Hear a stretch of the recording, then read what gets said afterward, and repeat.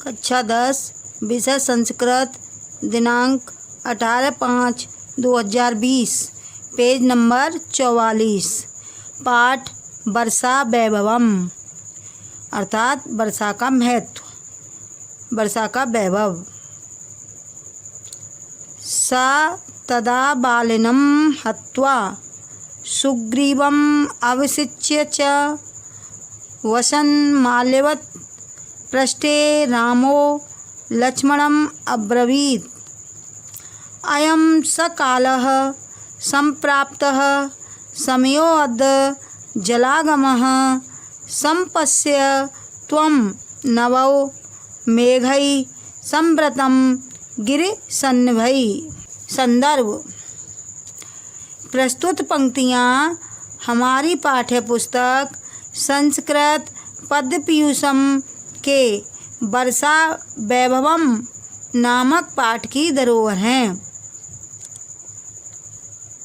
प्रसंग।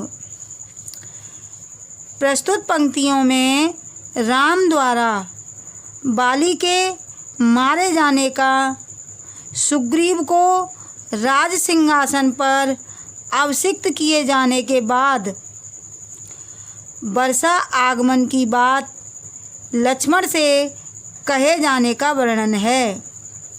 यानी राम वर्षा ऋतु के बारे में, वर्षा ऋतु के विषय में लक्ष्मण को बता रहे हैं। सीता हरण के बाद की कहानी है।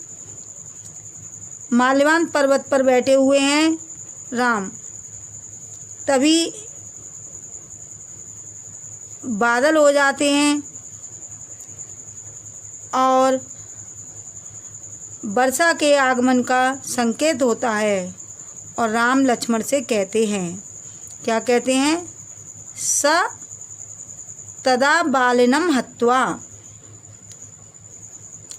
सीता हरण के बाद राम ने बाली को मारकर, बालिनम माने बाली को, हत्वा माने मारकर, सुग्रीवम अवसिच्य च, सुग्रीव को राज सिंहासन पर अभिषिक्त कर, अर्थात राज तिलक करके, यानी बाली को मार दिया और सुग्रीव का राज्याभिषेक कर दिया, यानी राज्याभिषेक करके। वसन माल्यवंत पृष्ठे, माल्यवान पर्वत पर वसन रहते हुए, लक्ष्मणम अब्रवीत रामो, तो राम लक्ष्मण से बोले, अर्थात राम ने लक्ष्मण से कहा। फिर से, सीता हरण के बाद राम ने बाली को मारकर और सुग्रीव को राज सिंहासन पर अभिषिक्त कर, अर्थात राज तिलक कर, माल्यवान पर्वत के ऊपरी भाग पर रहते हुए लक्ष्मण से कहा। क्या कहा? अयं स कालः सम्प्राप्त समयो अद्य जलागम। लक्ष्मण, अयं स कालः सम्प्राप्त, आज वह समय आ गया है जो जल आगम, वर्षा के आगमन का होता है। हे लक्ष्मण, आज वह समय आ गया है जो वर्षा के आगमन का होता है। संपश्य त्वम, त्वम माने तुम, संपश्य माने देखो, नभो आकाश, मेघई बादलों, संवृत गिरे हुए, गिरिसन्निभई, तुम पर्वतों के समान बड़े आकार वाले बादलों से घिरे हुए आकाश को भली भांति देखो। हे लक्ष्मण, तुम पर्वतों के समान बड़े आकार वाले मेघई संवृतम, बादलों से घिरे हुए नभो आकाश को संपश्यत देखो, भली भांति देखो। फिर से, लक्ष्मण, आज वह समय आ गया है जो वर्षा के आगमन का होता है। तुम पर्वतों के समान बड़े आकार वाले बादलों से घिरे हुए आकाश को भली प्रकार देखो। नंबर 2,